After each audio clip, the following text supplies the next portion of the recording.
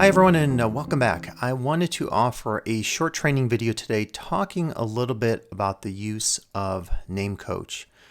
So NameCoach is a technology built into Canvas that allows you to do some very easy yet effective things in terms of helping students as well as helping yourself learn to pronounce each other's name in a course. And so the efforts today with NameCoach actually connect to our work with the LTCC and USC Race and Equity Center. So as you know, the college has been participating in this initiative. A number of you on campus have either attended one of the first two convenings or will be able to attend a future one. This describes a little bit about what the USC Race and Equity Center is doing. Laura Metune, our Director of Grants and Governmental Relations, is the outreach person who's coordinating all the efforts.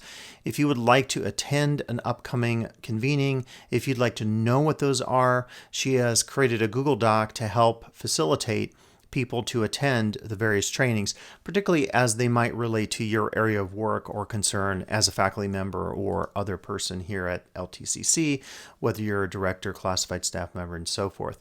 The focus today on NameCoach, I think, probably could be used by anyone on campus, but it's very effective in a classroom setting where you have a large number of students, particularly because often we don't know how to pronounce each other's names. And the reason this came up is we were discussing in our second convening how to deal with forms of classroom racism. And you'll see it's actually number 6 here. So mispronouncing and refusing to learn Asian students' names. And in the conversations, we discovered actually it wasn't just Asian students. It could be Latinx students. It could be students from Sub-Saharan Africa, or really anywhere else in the world. And the goal of this is to move beyond, of course, mispronouncing students' names and refusing to learn those students' names. We maybe have a microaggression that happens when an instructor, instead of trying to learn a student's name, refers to that student as a different name or asks to be able to call them something else. And that presents obviously a real sort of colonialist assumption being made by that faculty member to that student. So it's something we definitely want to address today, and I believe we can do so through using some of the tools like NameCoach in Canvas. Hey everyone, I also wanted to tie in some of the amazing work that many of us experience from the California Community College's Guided Pathways Conference focused on pathways to equity. Really enjoyed just all the student participation, and there was such a pronounced gender focus, and really important in that gender focus was a focus on normalizing gender inclusive language and also the use of appropriate pronouns for any of our students, whether members of the transgender community, the cisgender community, and so forth. So this presentation was really effective by Emily Mitchell and Alejandra Fernandez Garcia in terms of expressing the importance of educating ourselves about gender issues as they relate to naming, language, personal pronouns, and so forth. So these are a couple screenshots from the workshop, and you can certainly reach out to any of us who attended, and we can provide you those resources. I sent those in a recent link in my week 4 announcement about teaching and learning, and you'll find these in the CCC Vision Resource Center that is available if you sign up, and you can access all these resources. So first off, important to understand what is meant by cisgender, also important to understand what's meant by transgender, and those aren't specific to naming, but they describe individuals, groups in our society. We have a responsibility to be aware of gender diversity in our society. And related to that, I really like this handout on the gender unicorn to discuss the differences between sex assigned at birth, physical attraction, emotional attraction, gender expression, and gender identity. And what experts in gender studies will tell you is that the kind of work done by the pioneering cultural anthropologist Margaret Mead many years ago, in which she identified in Papua New Guinea all the gender diversity representative in a small society and a very small group of cultures, that of course can be expressed in larger societies where we see that same level, if not greater level, of gender diversity.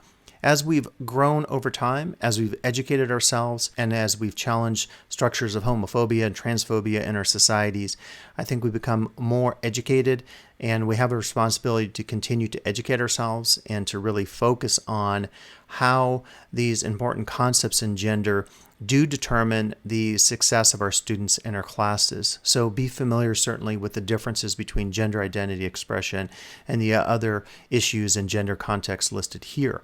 Also, more specific to our individual students, when we think about pronouns, one of the most basic ways to show our respect for any of our students is through gender identity. We should try to set a tone of respect and allyship that trans and gender nonconforming people do not take for granted, and we should consider including pronouns on our email signature, Zoom, and in our introductions. And this shows you here some of the pronouns that we can consider using and what they mean. So we should not use a non-gender inclusive pronoun. We should try to really focus on gender neutrality as much as possible, because we shouldn't assume that all of our students share our gender or preferences or identity structures that we may share as instructors ourselves.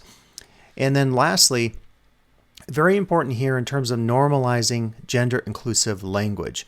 So if we're greeting others in a class, if we're writing something in a handout, if we are introducing ourselves to our class, we shouldn't say ladies and gentlemen. We could say folks, we could say friends, hi everyone, use you or them, and can I get you all something? So very important to be mindful of language, because shifting to gender inclusive language respects and acknowledges the gender identities of all people and removes assumption.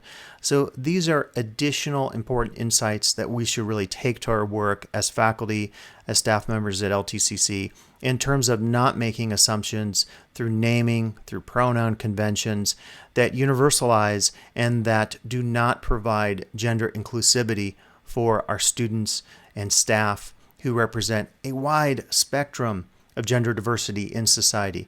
And we certainly have to continue to fight the forces, the political forces in our society that are trying to make it harder for us to share this respect with our students and our staff. So very important to be mindful of language, as this slide suggests to us.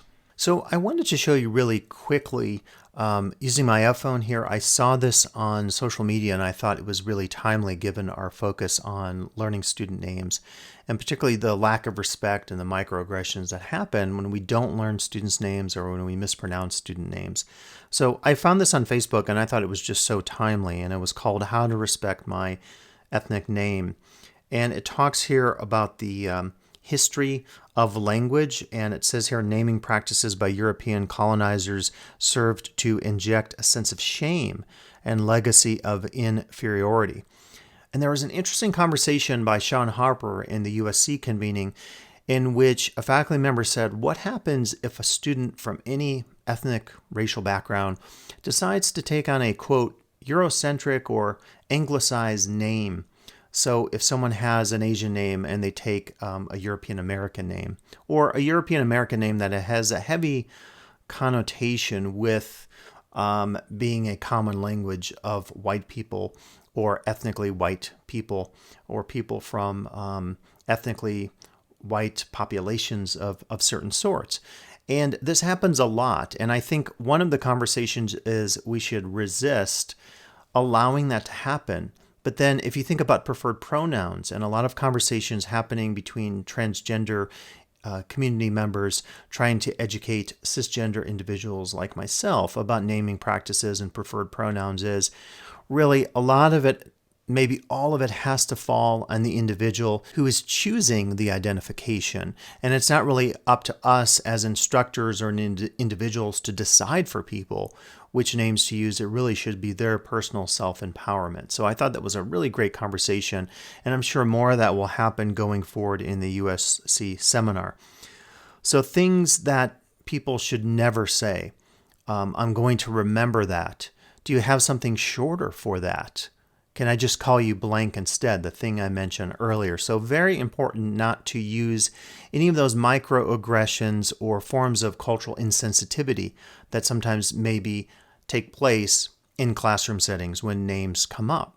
And names come up probably a lot because they're part of our everyday lives and an inherent part of our identity. Here's some ways how to help, some steps. Repeat their name after they introduce themselves, provide forms of reassurance, focus on correcting any incorrect spellings that might happen on documents.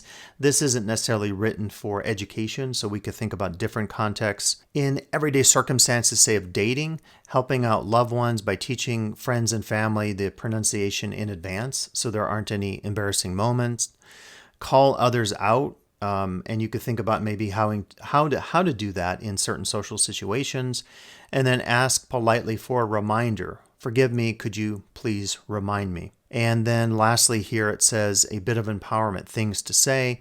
One, just to let you know you're pronouncing my name incorrectly. It's pronounced, and this would be for a person who has a name that is commonly being mispronounced. I'm sure you agree it's the best way to correct people right away before the wrong pronunciation sticks. Could we spend a few moments practicing the pronunciation of my name? I'd love to teach you blank. So these are just some tips out there, and I thought it was very useful and timely in terms of thinking about the importance of correctly pronouncing students' names or anyone's names, including staff on our campus. So what we'll do here is just look at a sample class, and I'll use a non-active class just so we don't have any FERPA issues. And we'll start this from the beginning so you could see how to set this up in your class. And there are other trainings out there. I'm sure Treva has worked with Name Coach. I know that Canvas, statewide folks have talked about it, CVC OEI. You could Google it and find a lot of great resources online learning how to use it. So certainly enjoy all the trainings out there. The more the merrier, I often say, with any of these resources in Canvas. So what we want to do is just to make sure that Name Coach is present in our navigation menu. Keep in mind, to do this, you would click on your Settings tab in Canvas, go over 2 tabs to Navigation. You have to search for it, look for this, Name Coach, and just make sure it's somewhere at the top here.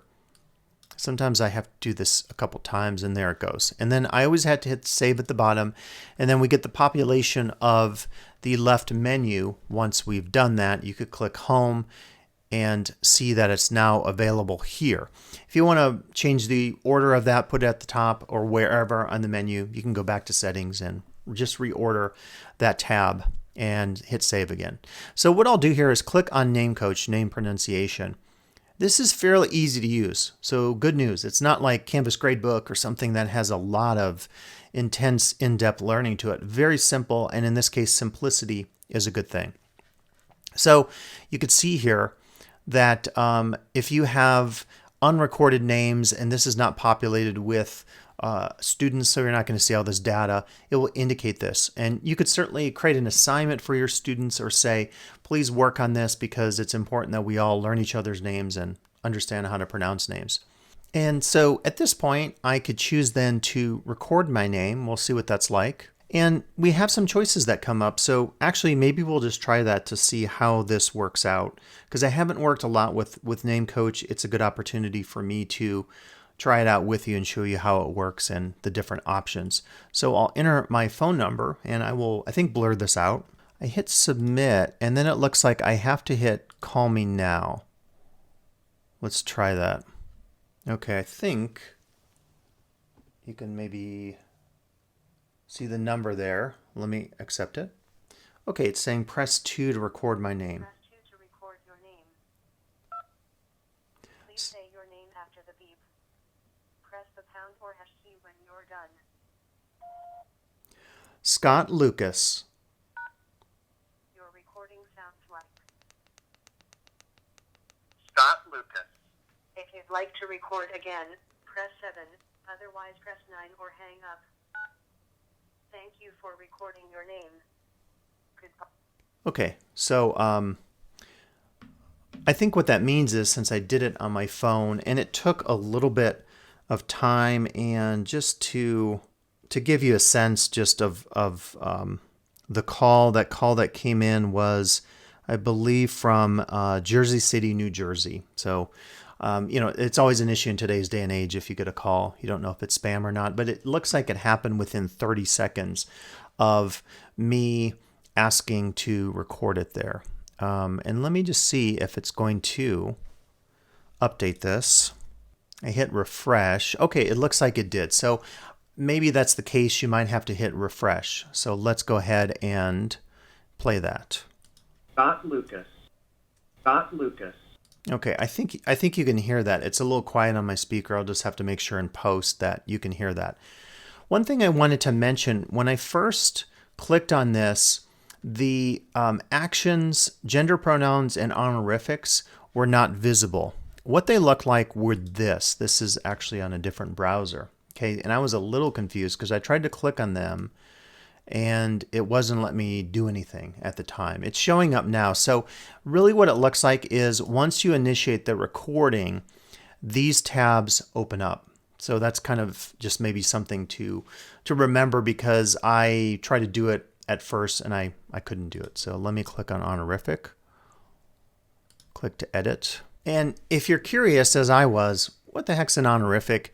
These are all the possible titles, and these are as political and as varied as things get. So it's just really important to remember that not all students or even yourself will necessarily want an honorific.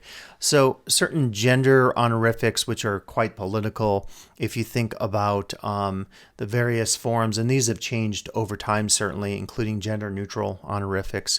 Other formal titles that we don't use, like Lord or Lady, obviously, and then certain professional titles like Professor, Doctor, Chancellor, and so forth. So it could be the case that some of you won't use this in your class, but if you want to be referred in a certain way, you could do this. I personally don't do it, but if I wanted that, I could change it, and if I wanted to delete that, I'm assuming I just hit save and it'll reflect that. And then I could put any of my gender pronouns that I would like to use.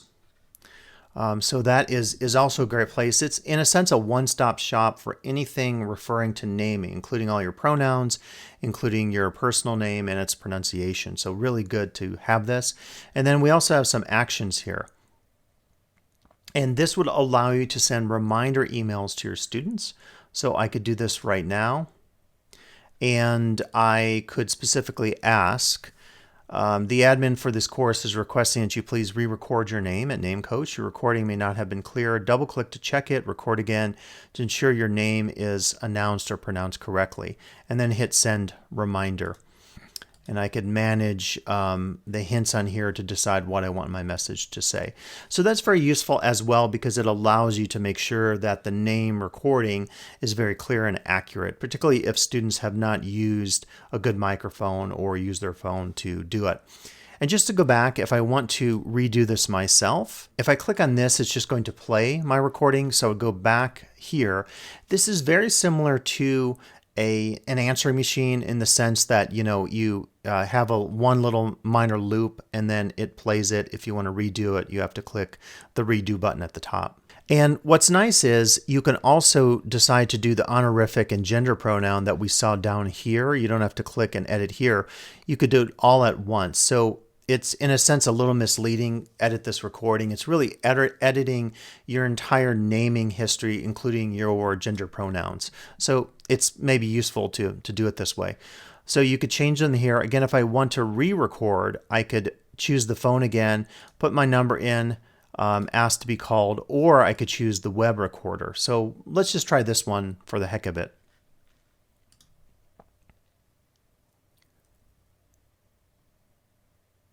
Scott Lucas.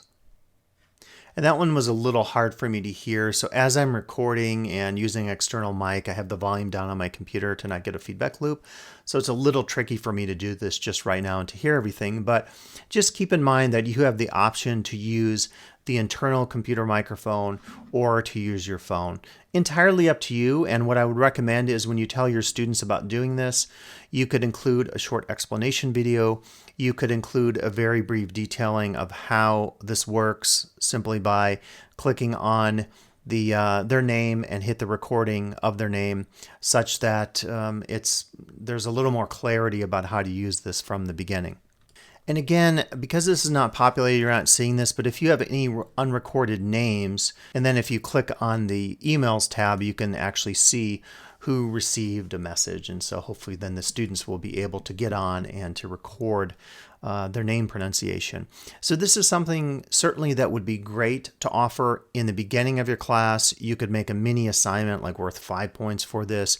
And it also helps students to learn and navigate Canvas a little bit, because it will give them a little test in terms of finding the Name Coach tab on the menu, interacting with it. It's one of the easiest tabs to use. It's way easier, say, than discussions or quizzes or really any of the tabs I can imagine in Canvas. Maybe save clicking on the syllabus and your modules. But this allows them to get some expertise with working through the navigation of Canvas.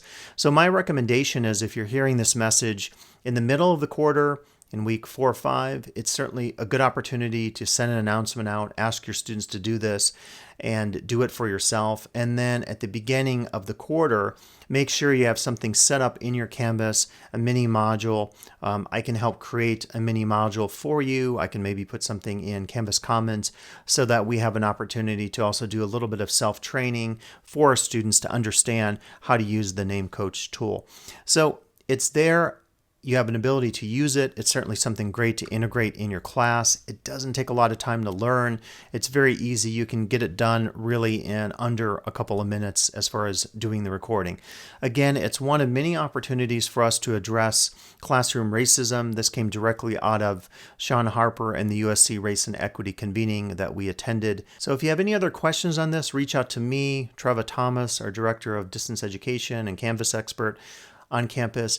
We can certainly help you use the Name Coach tool in your class. I think it's one of many great ways that we can address anti-racism and equity issues in our DE classes here on Canvas. So thanks for listening, and I'll be back in the future with additional videos on topics like these and many others.